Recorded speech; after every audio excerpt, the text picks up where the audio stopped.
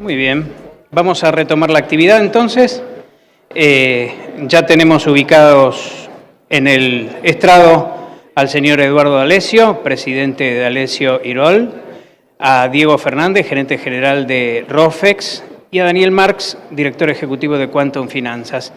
Douglas Elespe nos va a moderar el panel, así que bueno, disfruten nomás porque van a hablar cosas bastante interesantes. Hola.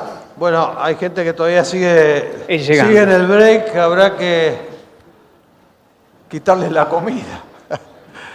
Este es un interesante panel porque lo que queríamos era que nos ayude a pensar y inclusive colabore con nosotros en cuanto a los distintos escenarios que vislumbran pensando en el 2024. No nos parece mejor panel que uno compuesto por Eduardo D'Alessio, que es ampliamente conocido por la audiencia. Siempre nos da algunas palabras respecto a la relatividad de las encuestas predictivas políticas. Seguramente no va a dejar de tentarse y hacer alguna mención ahora, y también ha hecho una encuesta con la audiencia con el fin de saber un poco esta audiencia qué piensa sobre algunos puntos. Algunas preguntas son de muy difícil respuesta y además no pueden ser ni verdaderas ni falsas, pero creo que valen la pena como ejercicio. Por el otro lado tenemos estoy siguiendo el orden de aparición, y tenemos a Daniel Marx, que es un clásico, nos ilumina siempre con sus conceptos macroeconómicos, tanto locales como extranjeros. Debe ser una de las personas que más sabe en materia de mercados extranjeros de la Argentina y una de las personas que tiene mayor contacto con el extranjero en materia financiera y siempre ha sido un gran amigo del instituto, así que le agradecemos su presencia. Y también tenemos la presencia de otro clásico, la audiencia lo reclama siempre, que es de Diego Fernández, que es el CEO de Rofex, que en momentos como este pasa a ser más indispensable que nunca porque está al frente de la trinchera manejando un mercado sumamente interesante y sumamente complejo, especialmente en momentos como estos, así que su experiencia, sus comentarios, sus advertencias van a ser muy apreciadas. Así que sin más, habíamos quedado que entonces el que empezaba era Eduardo D'Alessio, así que te damos la palabra. Bueno, buenas tardes, gracias a todos y gracias a Yaef por convocarme una vez más. Gracias a los más de 130 que contestaron la encuesta, ahora vamos a ver los resultados. Pero como he vivido a hacer encuestas, déjenme empezar con una. ¿Me pueden levantar la mano los que habitualmente contestan encuestas políticas? 8, está muy bien. ¿Cuántos de ustedes todavía no tienen totalmente decidido el voto? ¿Quiénes no tienen decidido el voto? Ahora se dan cuenta que el problema no es de los encuestadores, ¿no? El problema es de ustedes. Entonces, ¿qué es lo que pasa con las encuestas?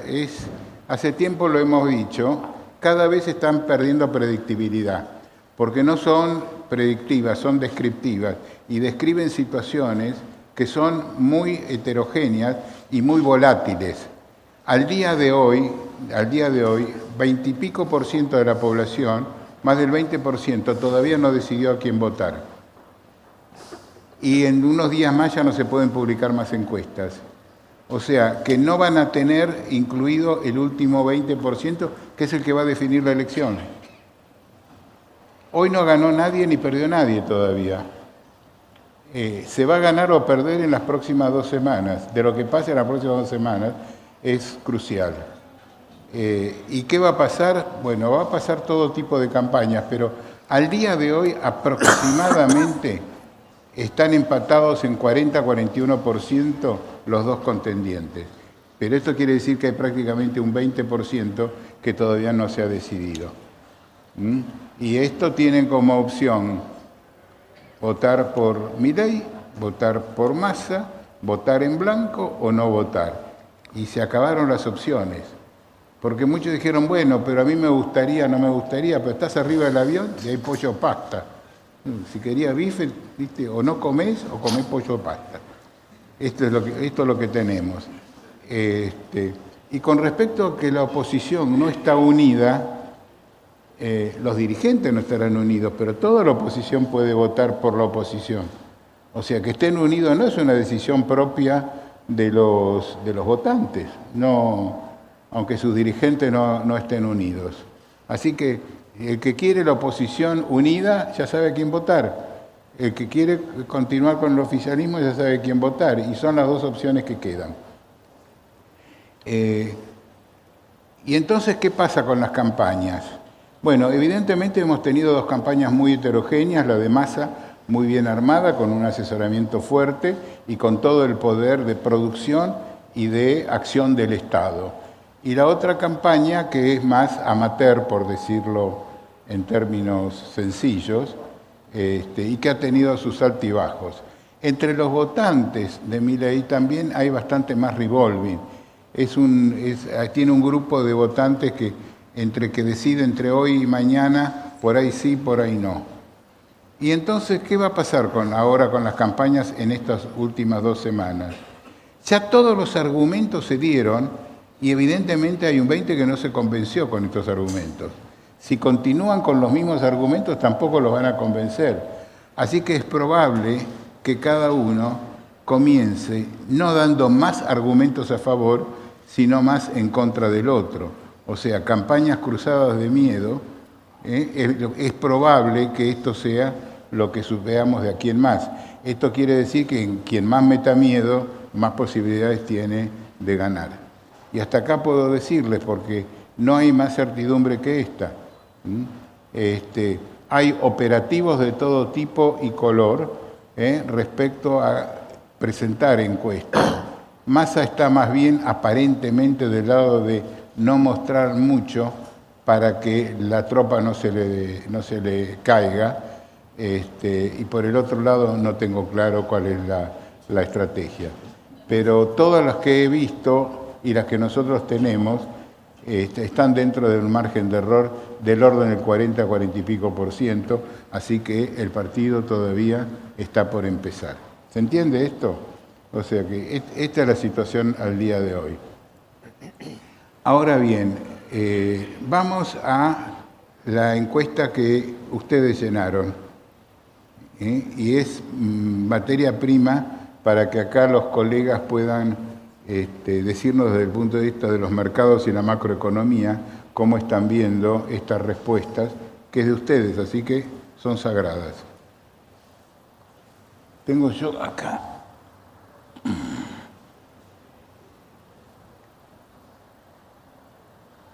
Esto nunca anda.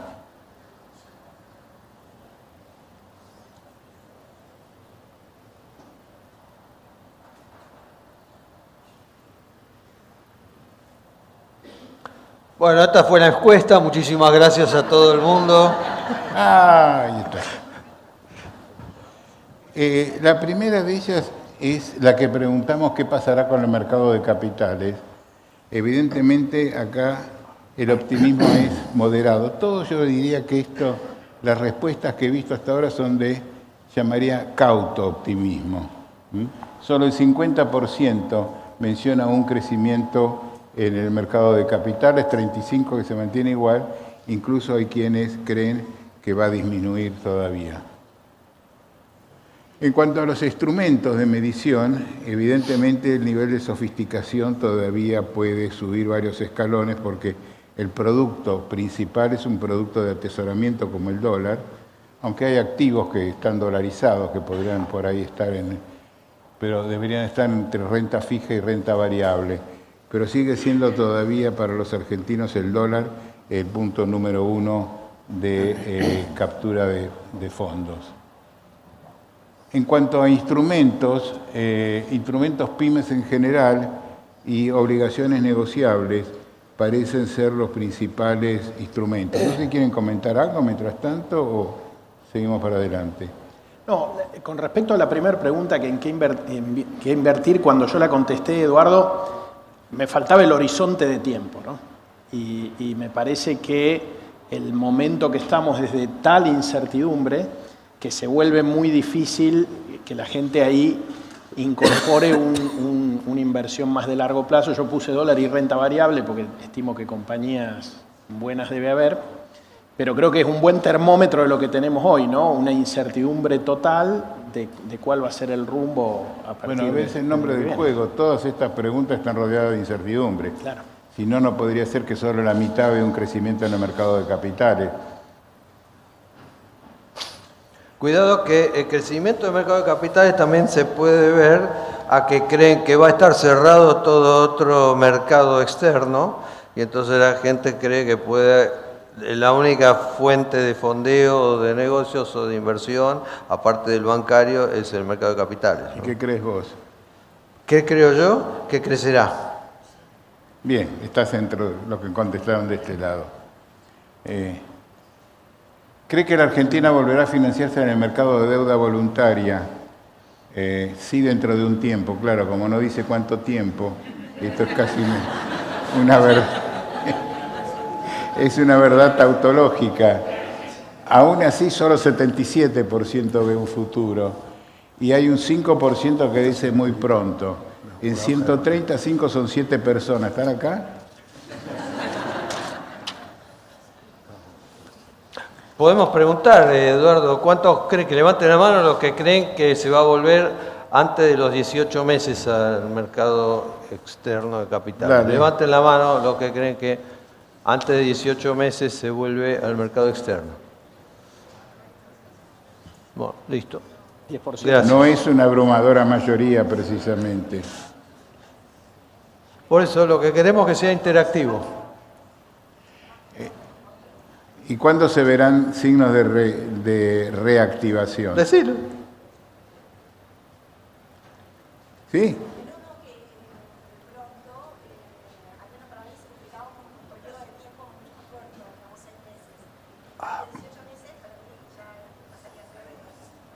Bien.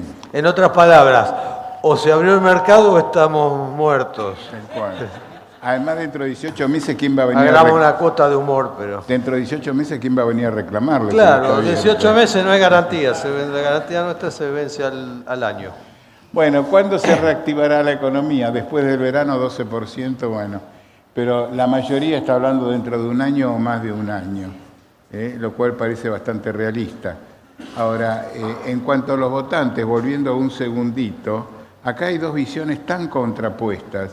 Quienes han votado, ya tienen decidido el voto por el oficialismo, opinan que el año próximo van a estar entre mejor y mucho peor.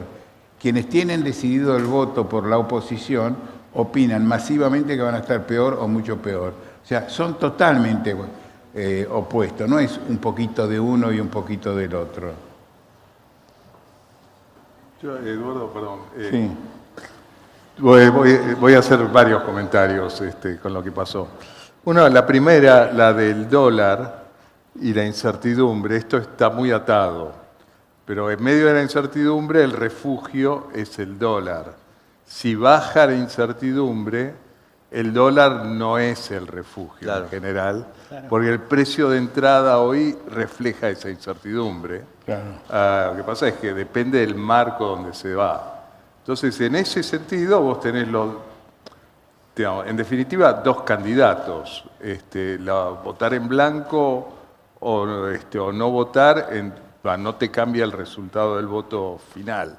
Digamos, va a haber un presidente, no va a haber un presidente en blanco. No, digo, hay 4 posibilidades de voto y 2 posibilidades de elección, ¿no? Por eso. Y quien toma las decisiones, en gran medida, va a ser el presidente entrante. Va a ser una persona con su gabinete y demás. Lo que sí ocurre es que el espectro de políticas posibles o probables, posibles, es muy amplio. Las probables no creo que sean tan amplias, porque la realidad está, digamos. Condiciona.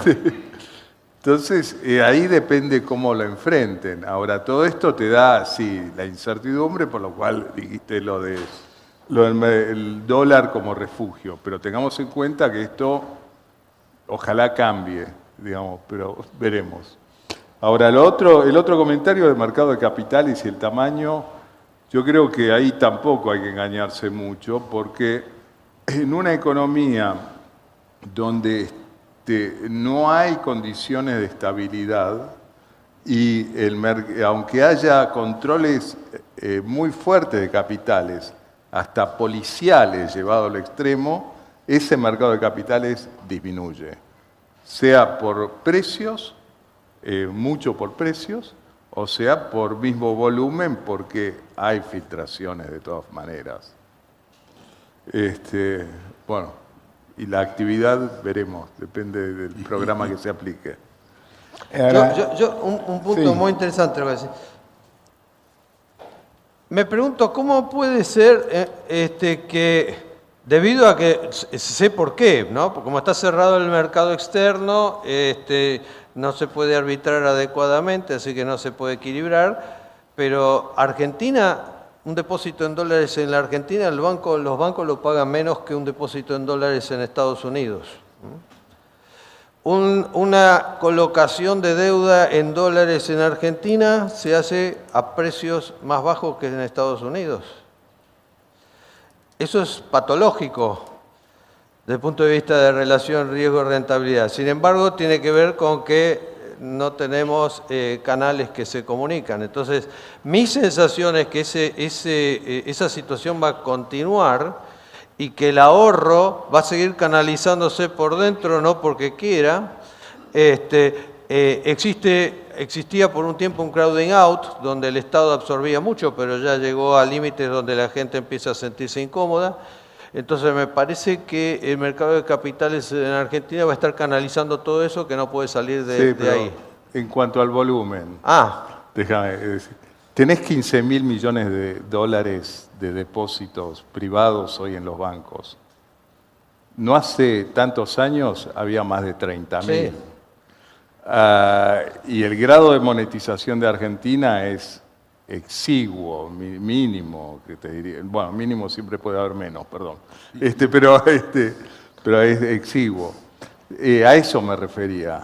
Está bien, tenés todas las distorsiones, pero al final la canalización de ahorro en relación a la economía, la riqueza total, si uno quiere, ha disminuido. Absolutamente. No, yo creo que las opciones van a ser, así como hablábamos recién de dos opciones, las opciones van a ser el atesoramiento o la inversión en los mercados de capitales o alguna inversión productiva. Ya lo estamos viendo también, hay inversión inmobiliaria que en algunos casos excede lo que sería lógico desde el punto de vista de BAN, ¿no? Entonces, Yo, Douglas, ahí la encuesta del 52% de crecimiento del mercado de capitales creo que tiene un sesgo porque la mayoría de los asistentes están vinculados al mercado de capitales y si estamos acá, estamos invirtiendo y todos somos porque tenemos más optimismo. Pero por eso, así todo 52%, claro, llama la atención. Sí.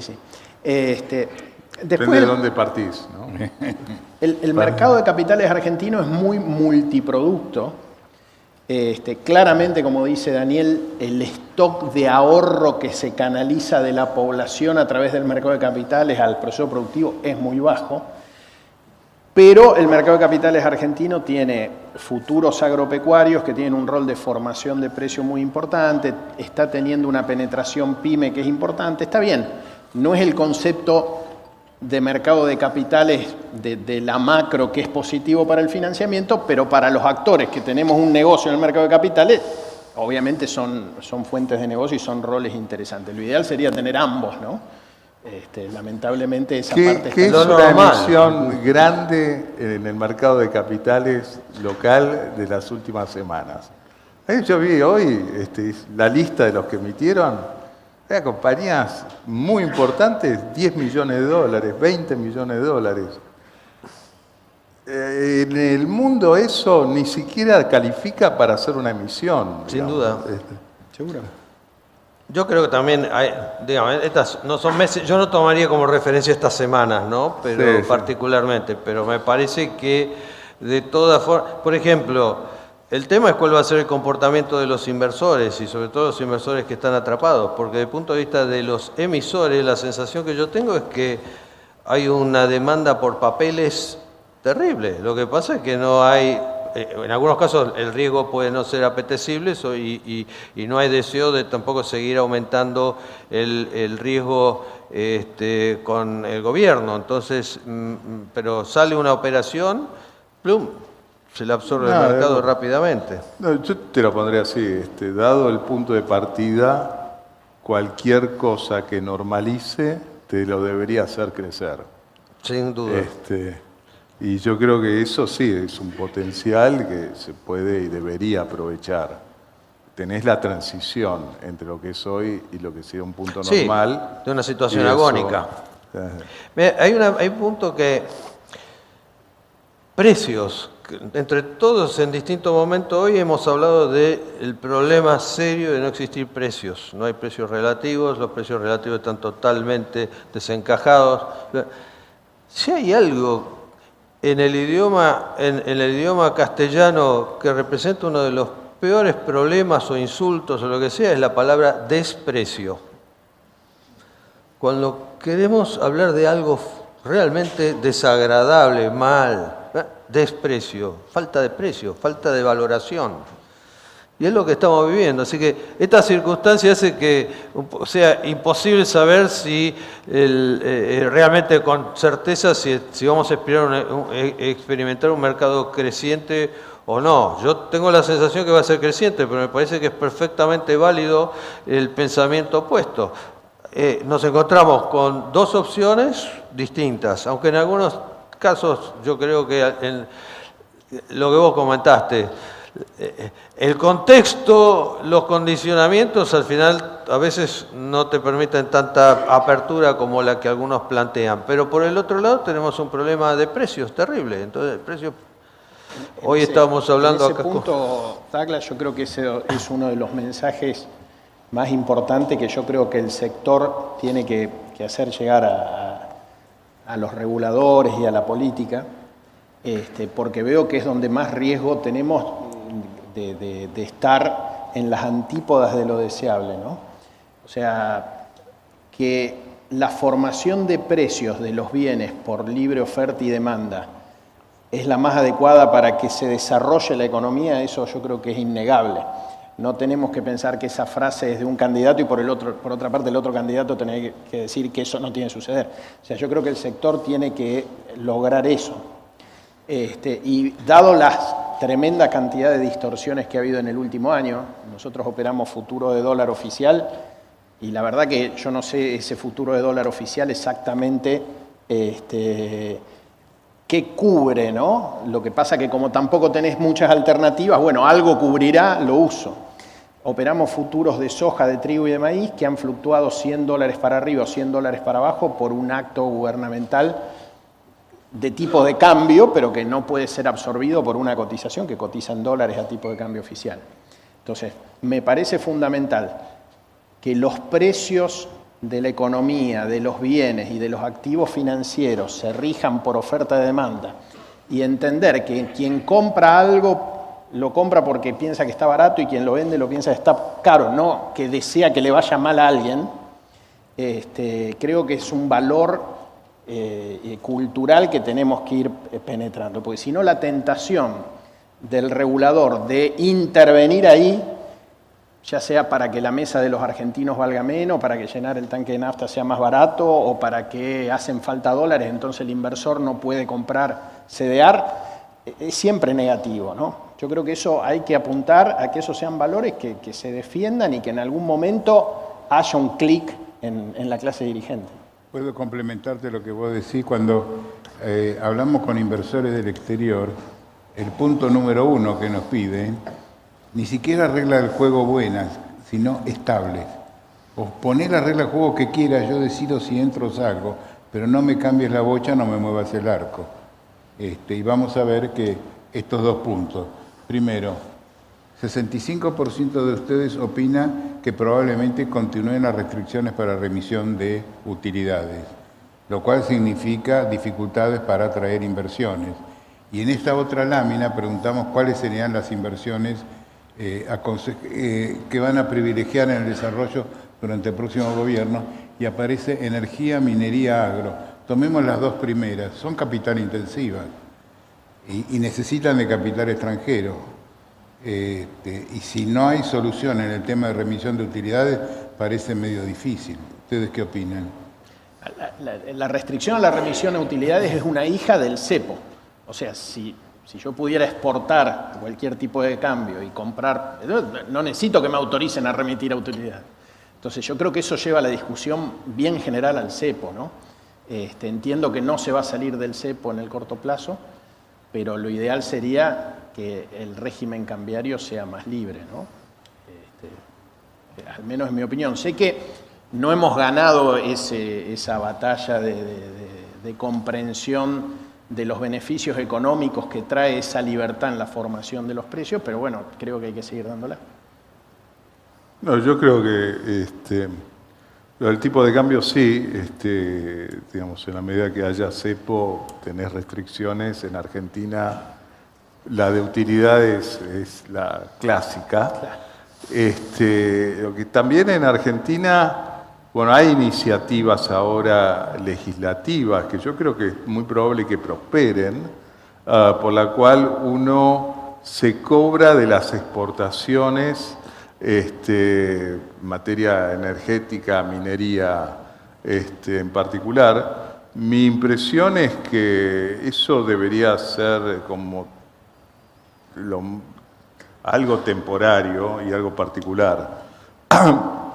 Hay mucha cuestión de valor agregado a cuidar acá y a desarrollar, y el problema es que si uno pone una legislación particular que solucione este asunto para uno o dos sectores extractivos, la economía se torna al final más inestable y no genera los temas de empleo, valor agregado adicional que se podrían generar. Pero yo creo que más que todo acá va a haber una acción, es probable, es evitar que sea solo para muy pocos, digamos. ¿A mí me miran? Yo me voy. No, yo creo que acá pienso en dos soluciones urgentes que tomarían dos presidentes distintos. Uno diría, yo separo el stock del flujo, para el flujo les voy a dar garantías de que todo lo que inviertan implica que van a generar exportaciones que van a estar cubiertas y se podrán cancelar en el exterior, libre de todo problema de fronteras. Y para el otro diría, vamos a ir rápidamente generando las condiciones de confianza como para liberar el tipo de cambio y el mercado cambiario, y que de esa forma ingresen libremente los capitales a riesgo propio y en la medida que se vayan y bajo su perspectiva de cómo se van regenerando las reservas. Me parece que este país tiene un déficit serio de reservas, pero además hay reservas que los países tienen que Argentina ya perdió, porque las líneas de crédito con los organismos de crédito internacional son reservas, ¿no? La línea con el fondo que los países no usan y los tienen por las dudas. Acá se van perdiendo. Esto es como decir, bueno, yo tengo mis problemas, puse mi negocio, etcétera, pero tengo el tío que tiene plata. Pero ya al tío le pedimos tanta plata que el tío no puede prestar más. Entonces, los cálculos de lo que yo tengo disponible es distinto de lo que tiene el otro, que tiene tíos con plata y al que nunca le pidió. Entonces, me parece que esta es una pregunta muy buena y muy complicada.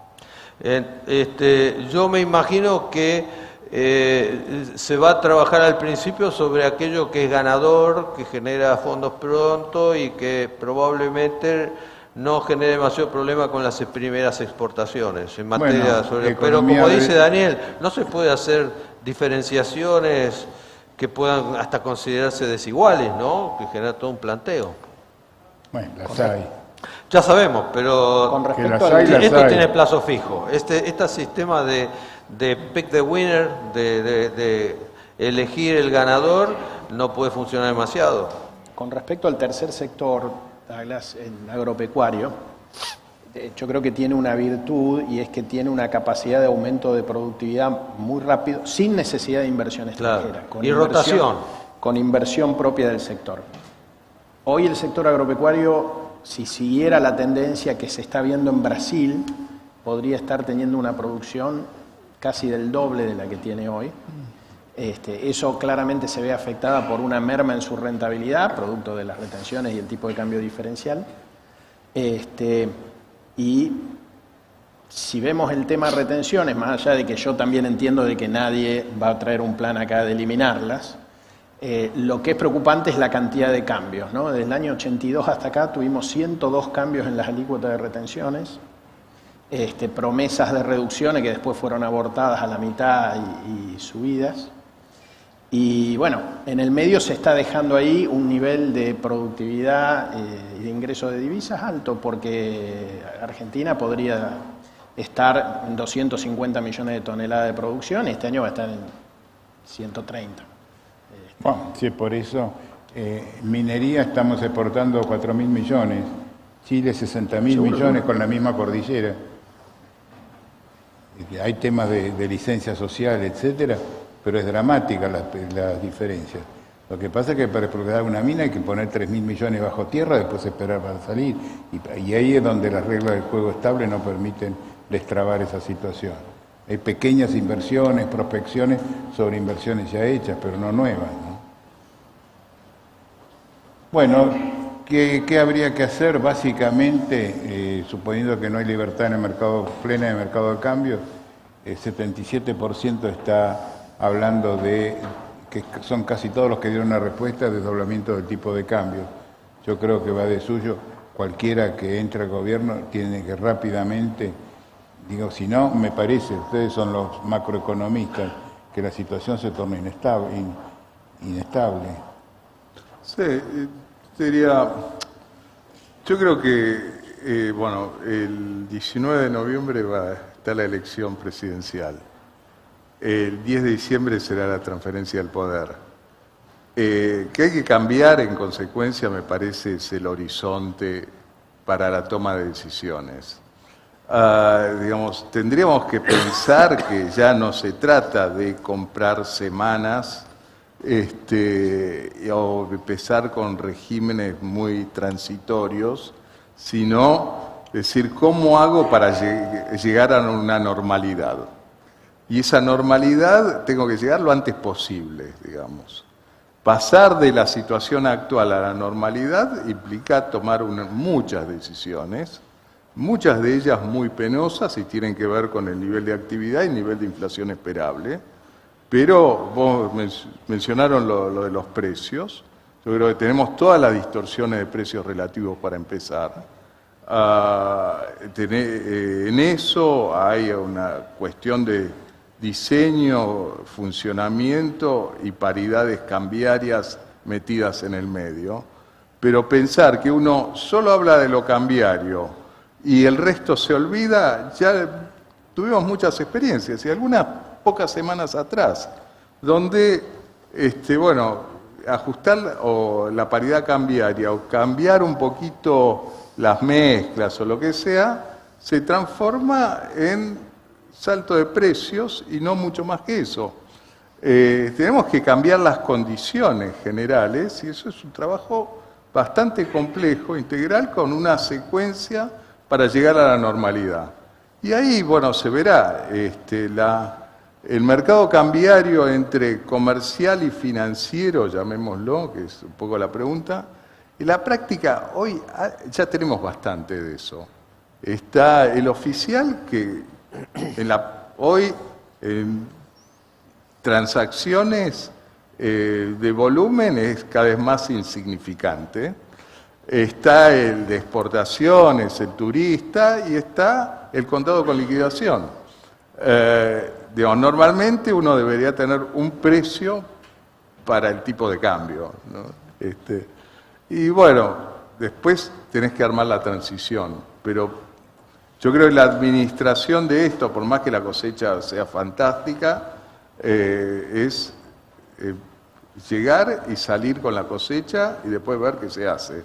Y eso no te genera el clima de inversiones ni te genera el crecimiento del mercado de capitales que hablábamos hace un rato.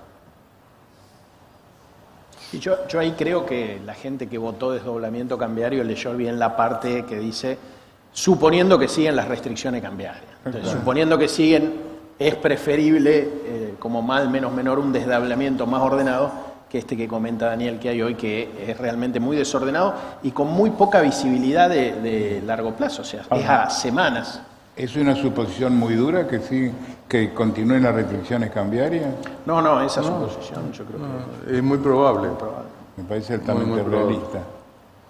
Cuando hablamos, perdón, una pregunta a los dos. ¿Creen que va a haber desdoblamiento cambiario o no? ¿O depende de quién de los dos? No tengo la más remota idea. Nosotros creemos que un desdoblamiento más ordenado es mejor porque permite tener instrumento de cobertura para ambos y que entonces cada cual elija en un horizonte que ya no sea 10 días, por lo menos que sea 6 meses, me entiendo que el desdoblamiento tiene que ser una medida transitoria que diga que vas a un orden después.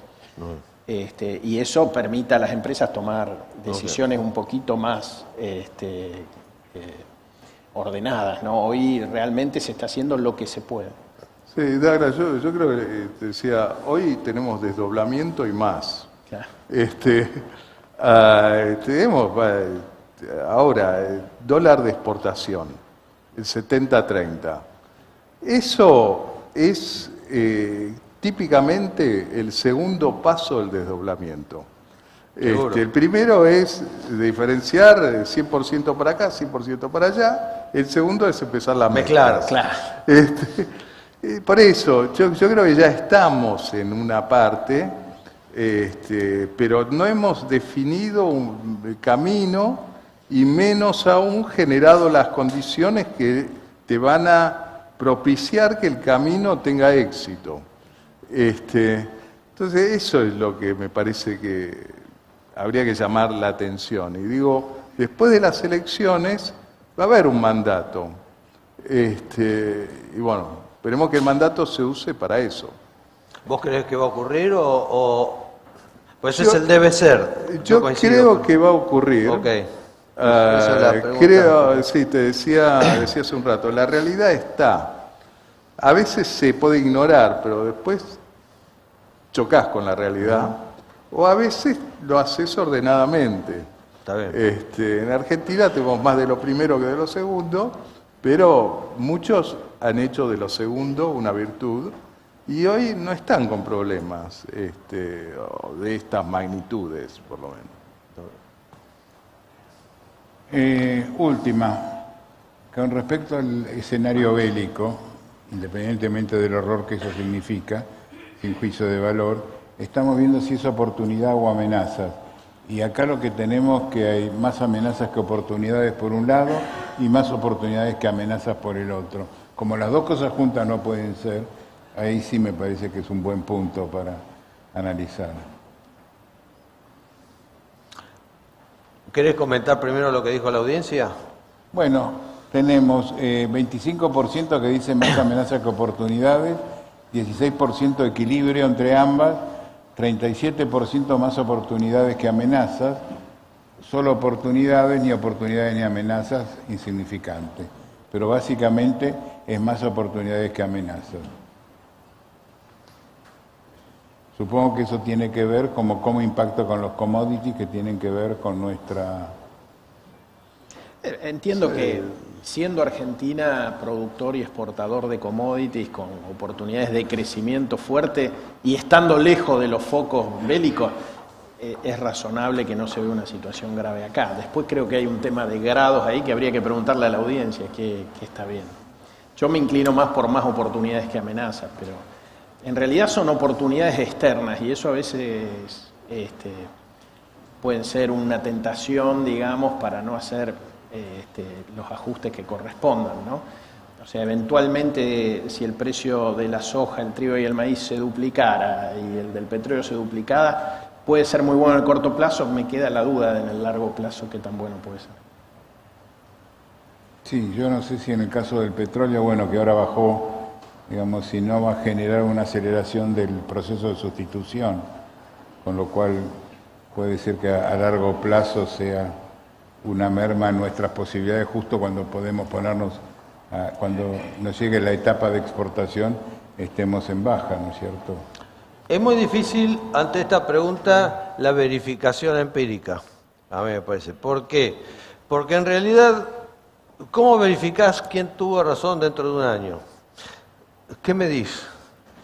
Y puede ser que desde el punto de vista ex ante uno crea que hay un montón de oportunidades para que la gente considere lugares que son pacíficos, que no han tenido grandes inconvenientes, que están alejados del centro neurálgico de los problemas, la zona caliente.